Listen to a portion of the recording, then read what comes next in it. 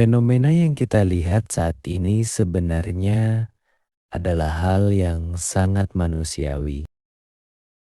Hampir semua orang, tanpa terkecuali, ingin hidup dalam keadaan yang cukup.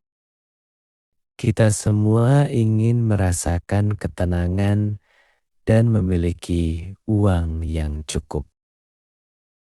Bahkan lebih dari cukup. Tidak ada satupun yang ingin hidup dalam kekurangan. Tidak ada yang sejak kecil bermimpi untuk terus-menerus merasa khawatir saat tagihan datang atau gelisah ketika gajian sudah dekat. Namun, kenyataannya seringkali berbeda. Di sekitar kita, atau mungkin dalam kehidupan kita sendiri, banyak orang yang justru terjebak dalam masalah keuangan. Mereka tertekan dan perlahan kehilangan harapan. Banyak yang akhirnya terjerat utang online atau bergantung pada pinjaman berbunga tinggi yang awalnya terlihat sebagai solusi. Tapi lama-kelamaan justru menjadi beban yang semakin berat.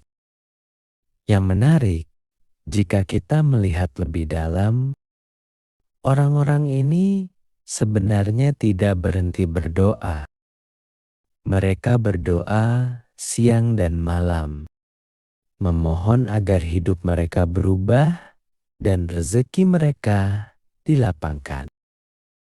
Mereka mencari jalan keluar dari kesulitan yang dihadapi. Bahkan, mungkin ada yang melakukan ritual tertentu atau memilih jalan pintas. Berharap kekayaan datang lebih cepat tanpa harus melalui proses yang panjang. Lalu muncul pertanyaan penting.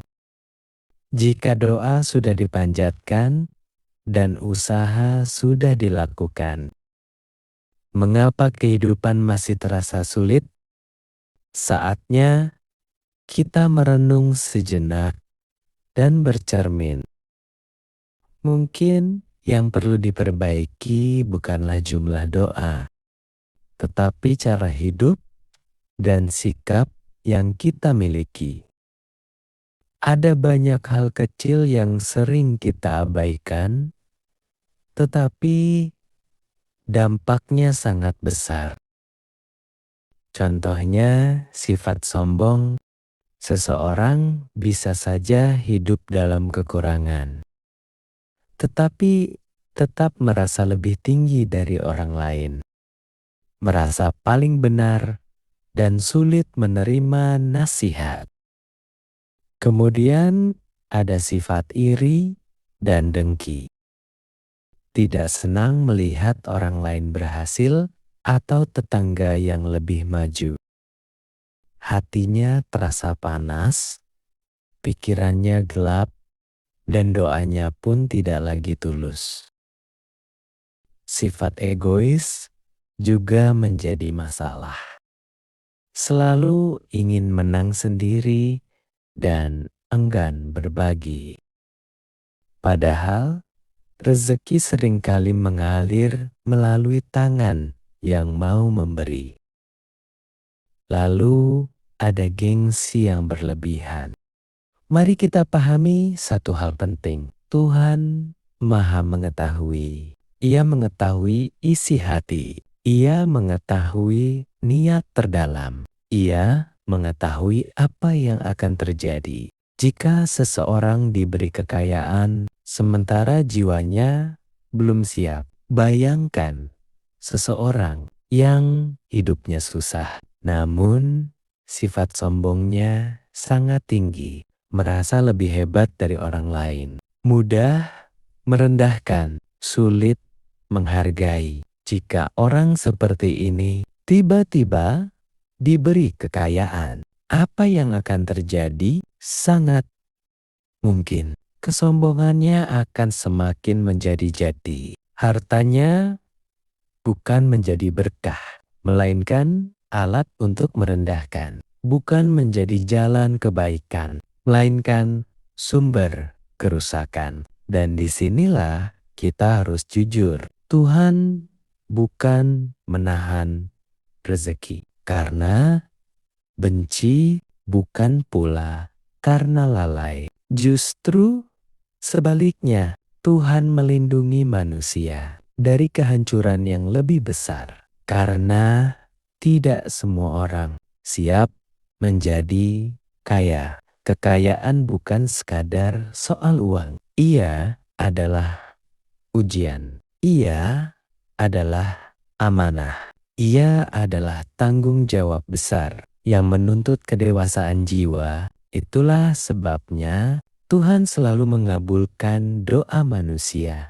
Namun dengan satu syarat utama, perubahan dari dalam diri, perubahan sifat, perubahan cara pandang, perubahan sikap terhadap hidup dan terhadap sesama. Ketika kesombongan direndahkan, ketika iri diganti dengan syukur, ketika ego diubah menjadi kepedulian, ketika gengsi dilepas dan kejujuran dipeluk, ketika malas diganti dengan ikhtiar, saat itulah pintu rezeki mulai terbuka. Tidak selalu langsung besar, tidak selalu instan, namun cukup untuk membuat hati tenang dan hidup terasa layak. Rezeki sejati bukan hanya tentang angka, ia tentang ketenangan,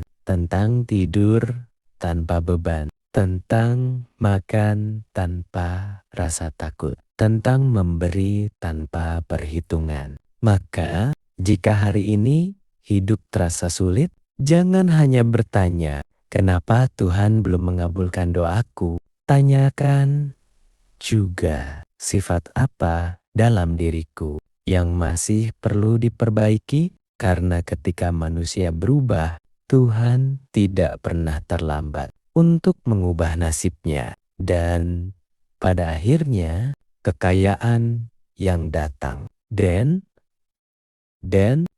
jiwa yang matang akan menjadi berkah, bukan petaka. Itulah rezeki yang sesungguhnya. Kejujuran pada diri sendiri. Tidak semua orang miskin karena takdir. Sebagian besar miskin karena karakter yang dibiarkan rusak dan tidak pernah disadari. Ia dulu selalu menyalahkan keadaan, ekonomi, keluarga, lingkungan, bahkan nasib. Semua terasa tidak adil baginya.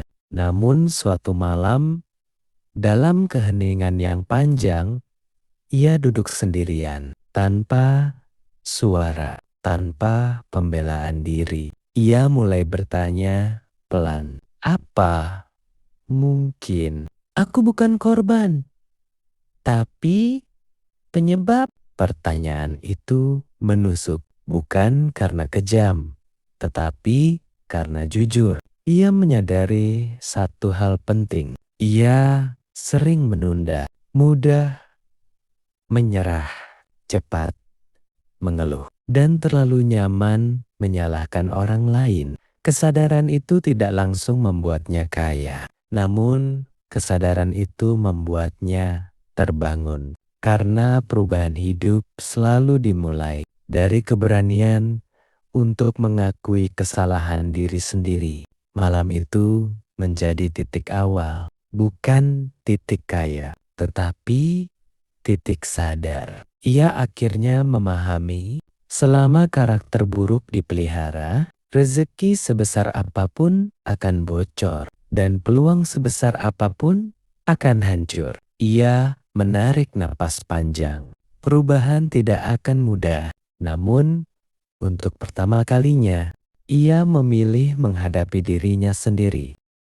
Karakter adalah akar kekayaan. Hari-hari berikutnya berjalan lambat. Tidak ada keajaiban, tidak ada uang datang tiba-tiba. Namun ada satu hal yang berubah. Caranya bersikap. Ia berhenti menyalahkan. Ia mulai bertanggung jawab. Ia menyadari bahwa kekayaan bukan hanya soal uang, tetapi soal karakter yang mampu memegang uang itu. Ia memperhatikan orang-orang sukses di sekitarnya, bukan karena mereka paling pintar, tetapi karena mereka disiplin, konsisten, dan tahan proses. Ia mulai melatih hal kecil, bangun lebih pagi, menyelesaikan apa yang dimulai, menepati janji, sekecil apapun awalnya terasa berat. Ego memberontak, kebiasaan lama menariknya kembali.